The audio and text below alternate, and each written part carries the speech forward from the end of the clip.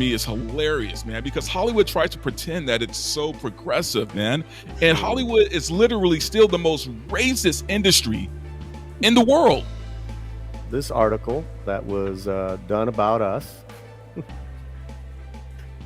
from Carlos Quintana, who I consider another great voice happening in the independent Chicano thought world. Carlos Quintana, White Guilt, White Defensiveness, and the Birth of a Nation. Recently, homie Pauly from Latino Snap went on the Salty Nerd podcast where he made an argument for gringos, men, and Western literature. This is just a snippet of the entire conversation, but I had a couple of thoughts about it.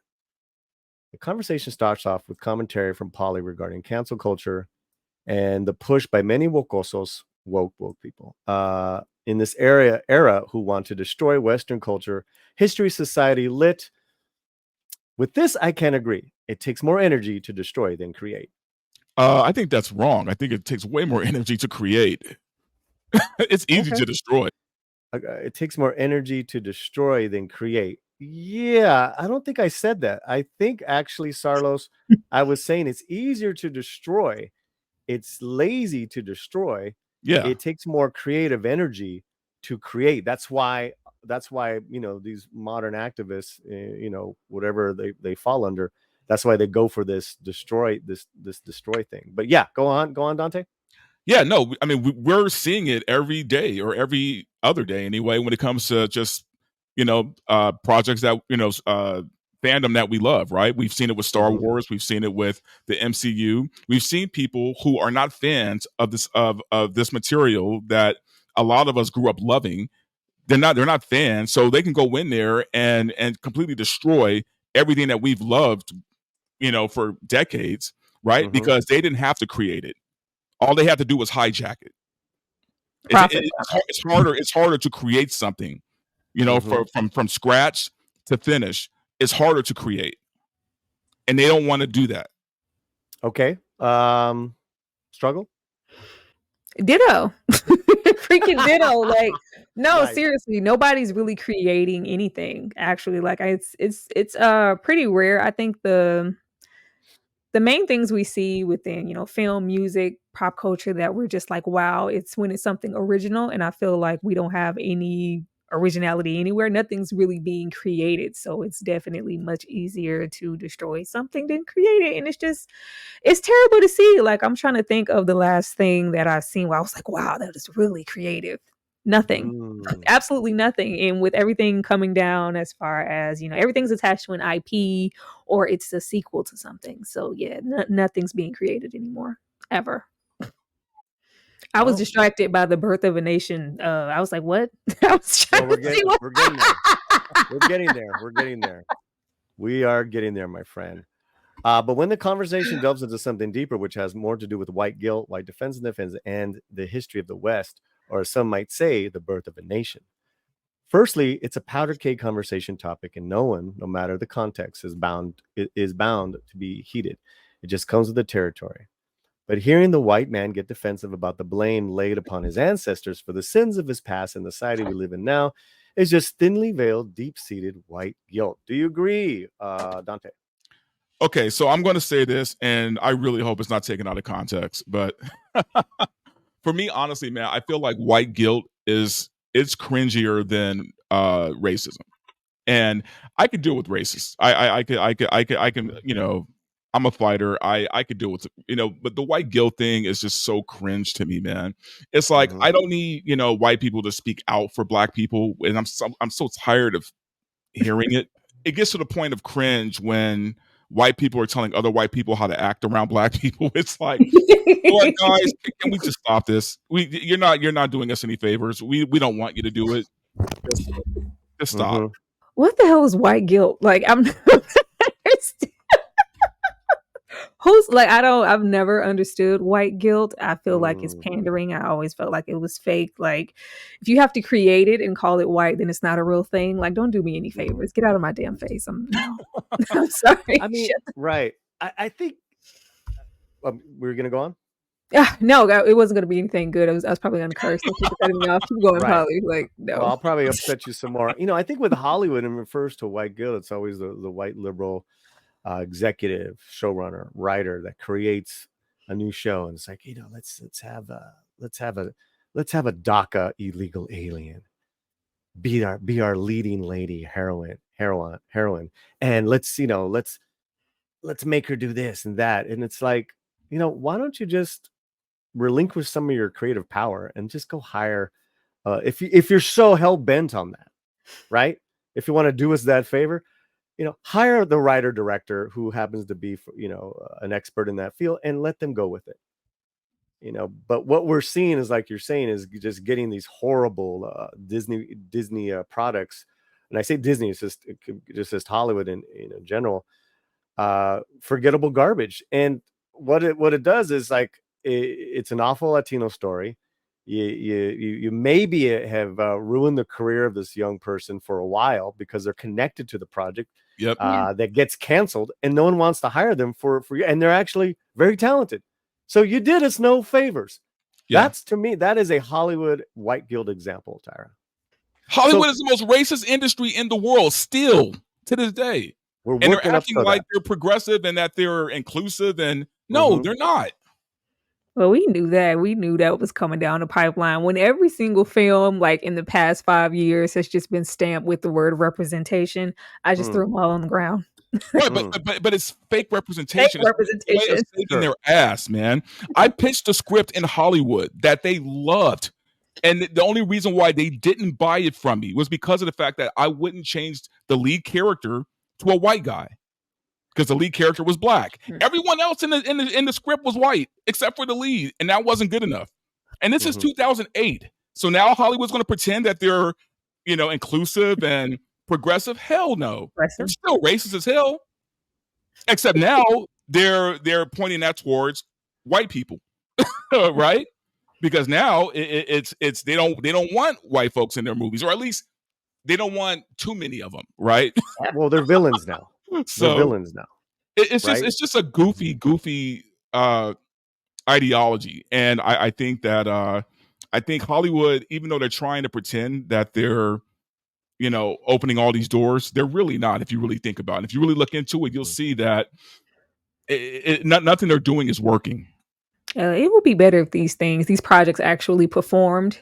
They don't perform, so then the next excuse is going to be, well, we tried the representation thing, and nobody went to see that. Nobody cares. So now we're going to go back to what we were doing. Like, you've been wanting to go back and do that anyway. And they're going to do the same with genre movies. Superhero films, sci-fi. They're going to say, oh, people are over that. You can tell by the numbers that they don't want to see it anymore. It's like, no, we wanted to see it. You just were putting out bullshit, one after the other. And now you're blaming the fandom for your failure. Let me ask you something. I'm gonna throw you a little curveball, and we're gonna get back to the story. Do you think Hollywood has done a fair job of presenting the black male as a full-rounded, heroic role model? That's the reality of black men and their families. Not at all. The black man in Hollywood has either been the thug or the buffoon, right? Never. Like for the most part, here and there, of course you got your Denzels and your Morgan Freemans and guys like that, but they were few. They were few and far between. Now, I'm not saying that there weren't great actors, great black actors. They just weren't using them, and they weren't writing scripts for those actors. Yeah. So we were either the Wayans brothers buffoons, or we were thugs. It's the same thing. Like it's you get typecast. You've seen. I can't think of how many movies I've watched where I've seen black men play the exact same character the exact same way every single time. If they did, oh God, say that again. If we what'd you say? I said Morris Chestnut, man. You've been playing the same role since '92. I'm sorry, bro. If we did get, anything upstanding, any growth within it's an indie out there project, something, a lower budget film, or It's a foreign film. It's never anything that's on the main stage. It has to It's be never something because of Hollywood did it intentionally. It's always by it has to be accident. an indie project, or it has to be something where the Black person took it up on themselves to write their own character, pay for their own movie, and do everything just so they can be put in that particular role. But no, it hasn't been something where like, oh, they were outstanding in portraying Black men in that light. Like, what movie? Let's go back a little bit with this article a little bit. In what Sarlos was saying, no matter how you slice it, the West was created through theft, genocide, rape, slavery, and centuries of institutional generational racism. Not the slave. What's that? How could you forget about the slave? Don't forget about the slave, Rose. Didn't I say slavery? Oh God, yeah. No. You know, I think when you said thugs or that's what you don't get to be a slave. You always be a slave. I think subconsciously I blocked slave out of my mind because I hate those movies so much that I just can't. There's no getting around the fact that the reverberations from all of those things are still felt today by the same populations, no matter how much white people try to distance themselves from them or from history. It's not my fault. I wasn't even alive is an ages-old excuse as to why a light should not be shown on the atrocities of the past and also upon those who benefited, no matter how many generations removed. I'm still on. It's not my fault. I wasn't even alive. That's such a that's a good one. Like it's the proof is in the pudding. Like we repeatedly see the same things over and over and over again. It's rare that we get any real representation, real diversity for Black women or Black men as actors. Like you said, and I hate you said Morris Chestnut. That is stuck in my mind. I'm notating every single role I've seen. A Morris Chestnut or Taye Diggs or anybody who wasn't your Will Smith or your Denzel, even though they are typecast to play the same type of characters, and it's just really, really unfortunate.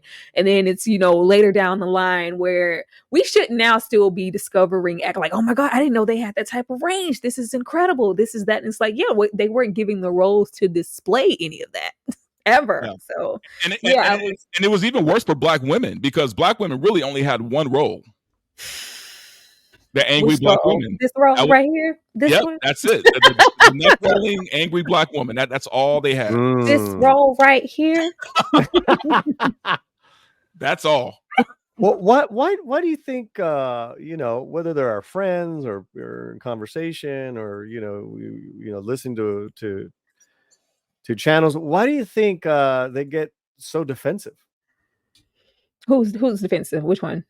White guilt. Why this thing here? It's not my fault. I wasn't there. Why the defense?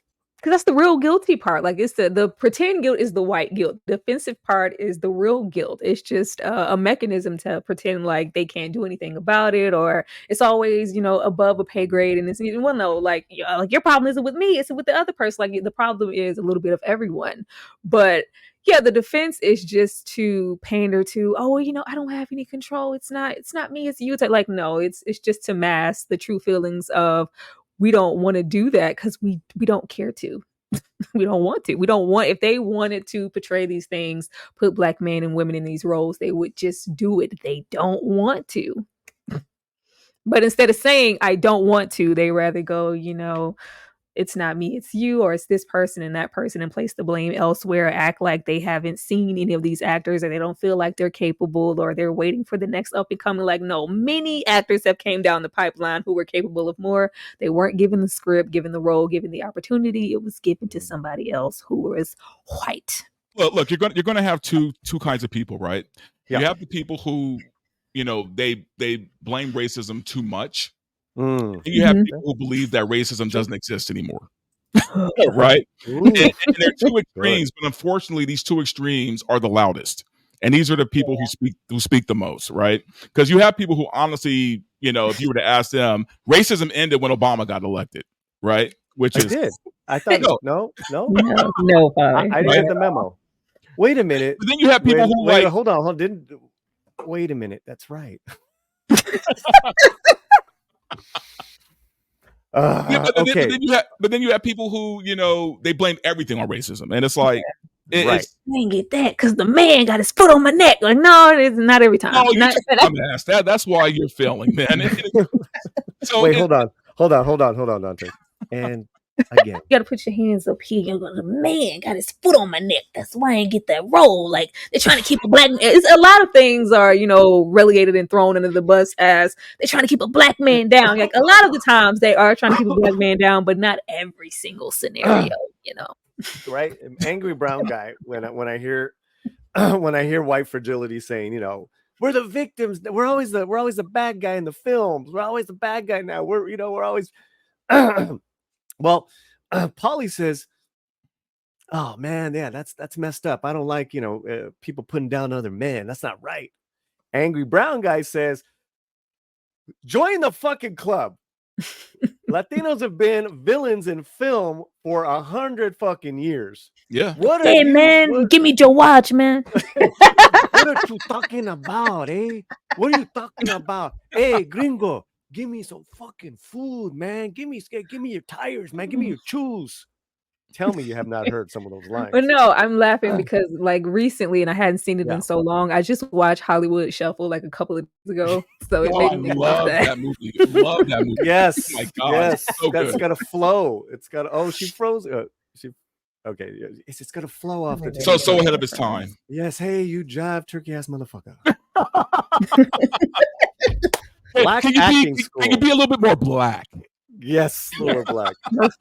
Murphy-esque, Morphonic, Yeah. Murphy-esque. Or it was the opposite, because in the 90s when I was auditioning, there would be casting calls for Latino projects like Walk in the Clouds, Keanu Reeves, Anthony Quinn, and they were looking for European-looking Mexicans. Just say white people. Just say white people. I don't need to audition because you're not gonna consider. I mean, that's really specific, man. That's real, right? And they're playing a Mexican family in California. I mean, get the fuck out of here, man. Get the F out of here. Okay, I'm sorry. Okay.